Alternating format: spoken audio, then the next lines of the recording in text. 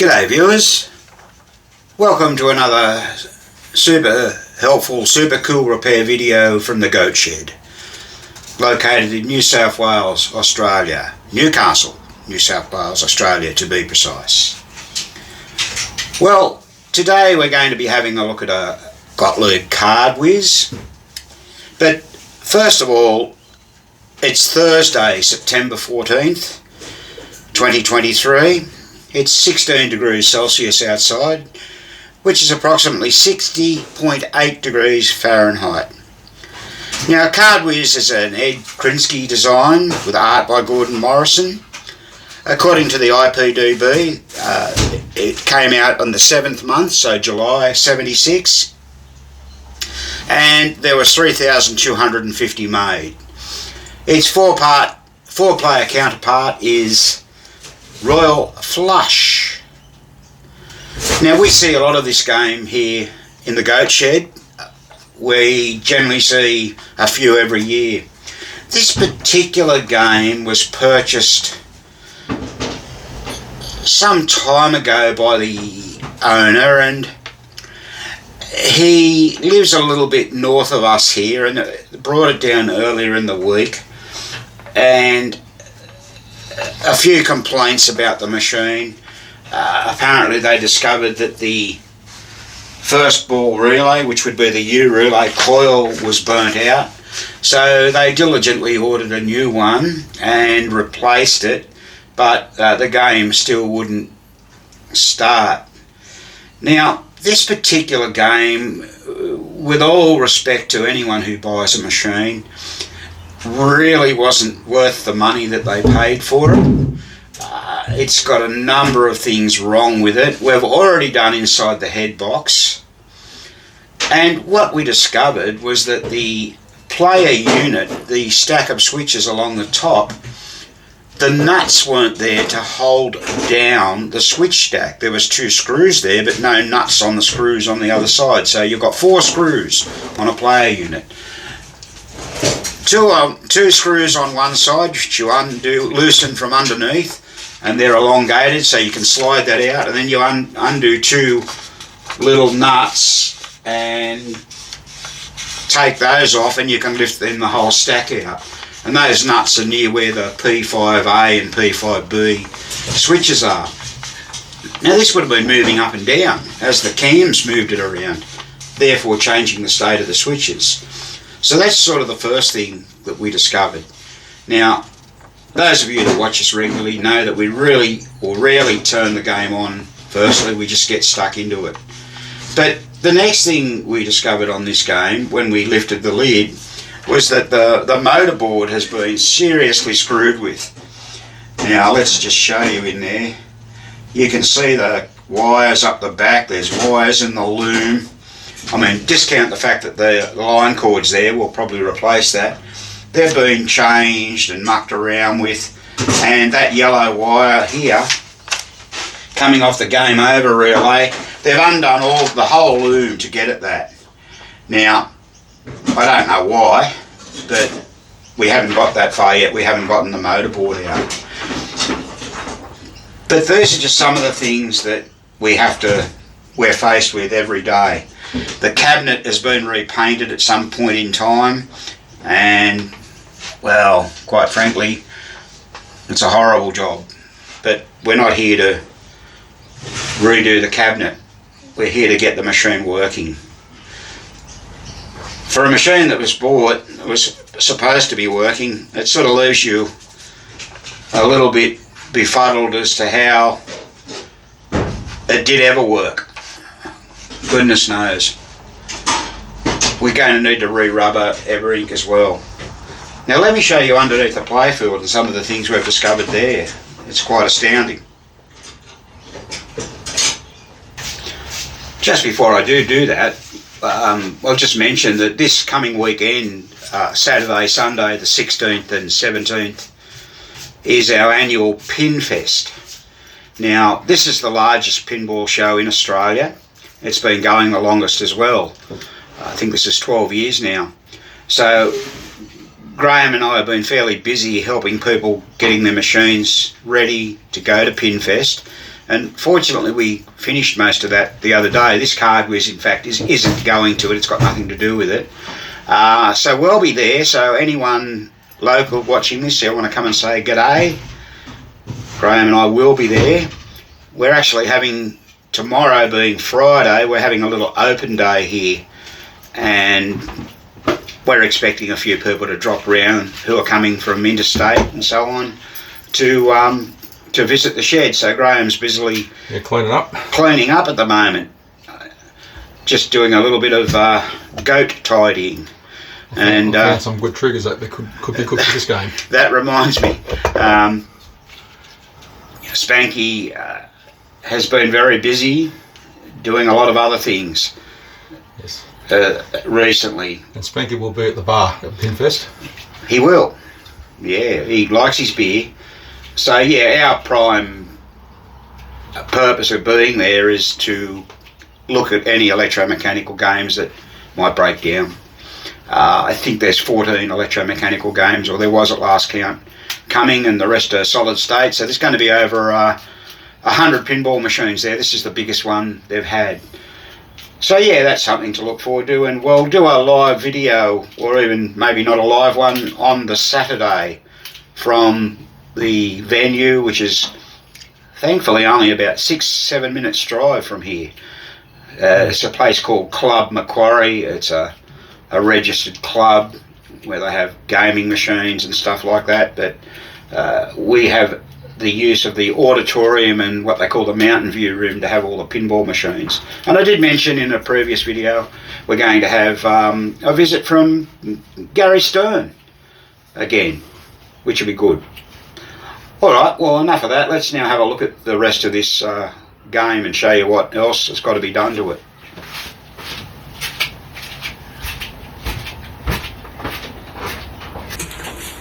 So there we've got the sequence bank up in the service position, and one of the first things that we noticed was that the screw that holds the reset bar out of here had fallen out, so that's just flopping around. Fortunately we were able to find it. It was just sitting underneath, and the nut was as well. So that's the sequence bank for the cards, the kings, the queens, the jokers, and royal flush relays in there. So you know that would have caused some problems. So we've got to fix that up. The other thing, we've spoken about this in videos before, we've got to clean all the back end of these switches. They're all really dirty and got muck on them, so we'll clean up the rollers. The rollers are spinning okay, which is good, but the switches need cleaning and the rollers will need cleaning, so we'll do that. You'll notice we've got the drop target bank out of the game. One thing we did note on this game was that the drop target weren't resetting manually all that well. They may have been resetting under power, and the triggers are all really badly worn. So we've informed the customer of that we're going to replace those triggers. We are hoping to have some new ones. We're not sure if we've got any. We've been looking for them. But a colleague of ours may have some. So regardless, we'll be changing those over. So here's the target bank out of the machine. And I've got that focused on this area here. That's where it's worn. Now, what you can do with those triggers, if you haven't got new ones, sometimes, bear in mind, we're in Australia, these come from America. It takes a couple of weeks to get here, providing stock's available.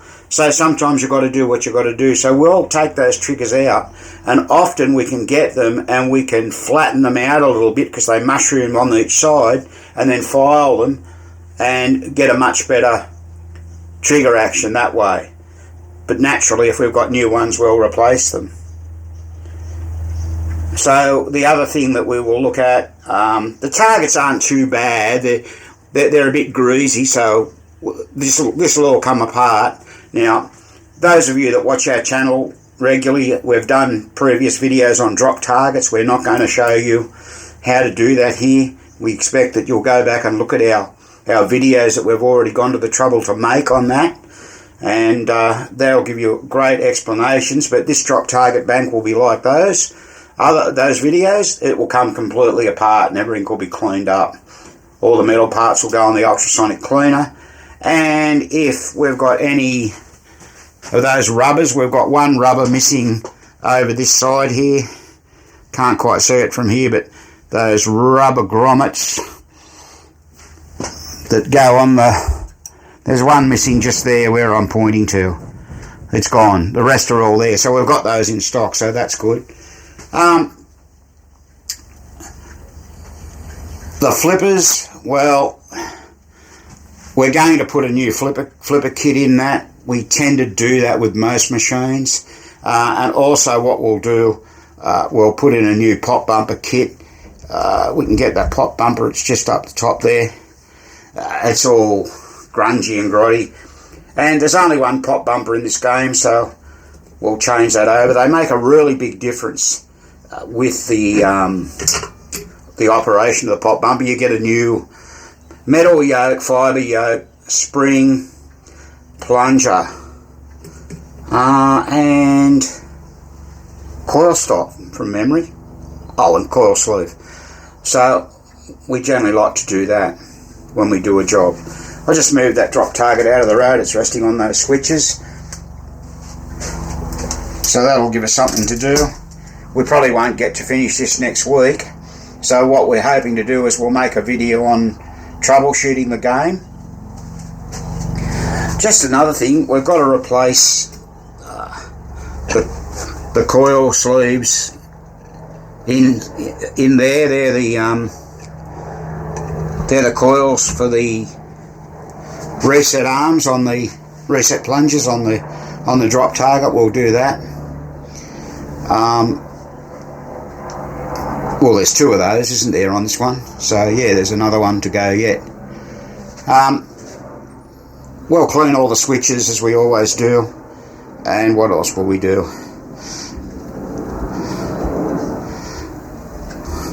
We'll have to check the gate. It manually operates okay, so that's a good sign. Terrible gates, they're not as good as the Williams or the Bally. Just one design, in my personal opinion, Gottliebs didn't get right, along with their spinners. But needless to say, they were the kings of pinball, weren't they? We'll also put new coil sleeves in the slingshots, clean the switches, make sure the links are okay. Remember these fibre links, they can get worn, so sometimes you need to replace those. So what we'll do with this game, well, when we turn the playfield back over, we've already taken the rails off the sides, the wooden rails, so they'll get cleared and fixed up, make them look a whole lot better. And the other thing we'll do is probably, I was going to say new apron decal, but no, this one really doesn't need one. I'll show you the back box, not that there's a lot to see, but we might as well go and have a look at it, and I'll show you what I meant by earlier on with the player unit. So they're the nuts that were missing, that one there and its friend above, they just weren't there. So you can imagine that switch stack would have been running up and down. Now that wouldn't help the course on the player unit. We've got, we put new braid on there and serviced that. The snowshoes were sticking quite badly. Once again, that's something we generally always do. We've checked all the score rails and we didn't have to do a lot of work in there, which is good. They're all okay. We had to take the replay unit out, once again, as we always do. What we noticed was the subtrack pawl was sticking a little bit, so once again, we've done videos on that. You can go back and have a look at those. And we've serviced the F for Fred relay there. That's the match unit relay in this game. It was pretty grungy and grotty.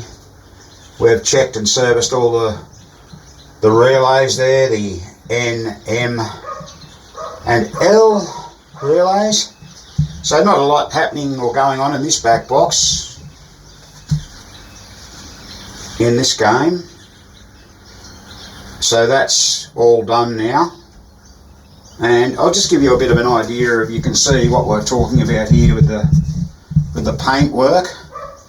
You can sort of see, I think you can see that in the photos down here.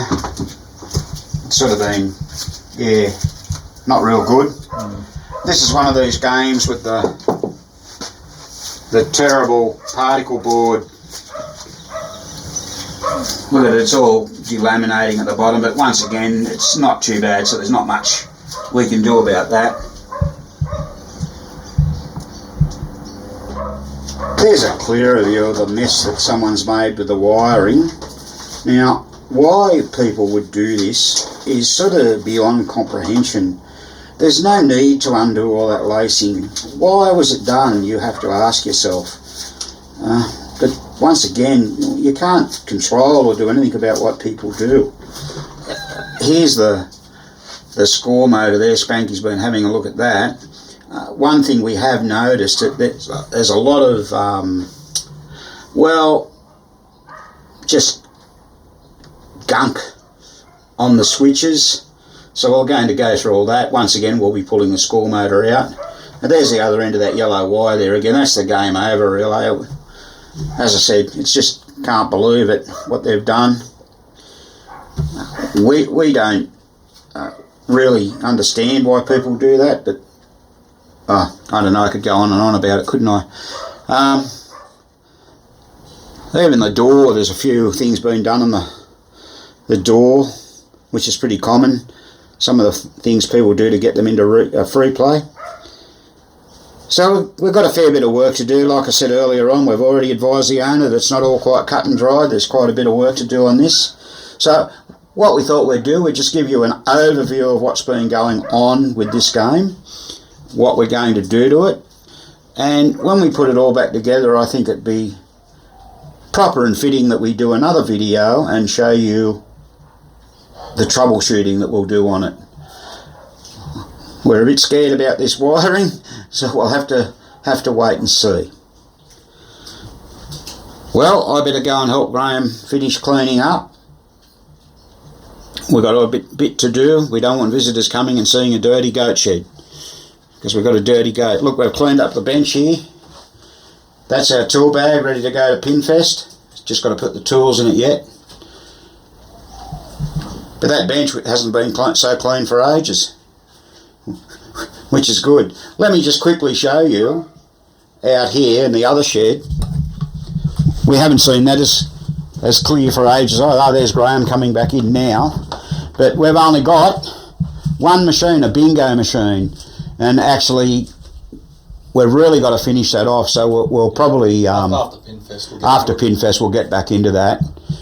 We just had the replay unit out of it, and we've put that back in. We'll sidetrack while getting machines ready for Pinfest. Yes, and we've already started to put utilise this area here. These two are going to Pinfest.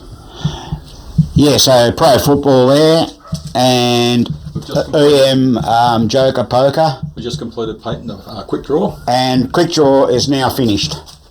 And clear code. Yep. It's ready to go back to the owner. We'll be seeing him at Pinfest this weekend. So as you can see, we have been busy. We've not been sitting around idly. Even the old bench over here, we've got a bit of work to do there. We've still got to put saddles or mount those saddles up on that white bit there so we can put some tools. And, oh, there you go. There's our goat shed sign. We have a few of those left. If any viewers want any, contact us via our Facebook page. And I think we've sold 7 of them in the last day or so, and we only had about 18 left. So yeah, if you want one, contact us. Spanky will be happy to hear from you. So thanks very much for watching, and don't forget to give us the big thumbs up and like our videos, and we'll be doing more videos in the future, and as I said, we'll finish off this particular one any tick of the clock now. So till next time, this has been another Goat Shed presentation.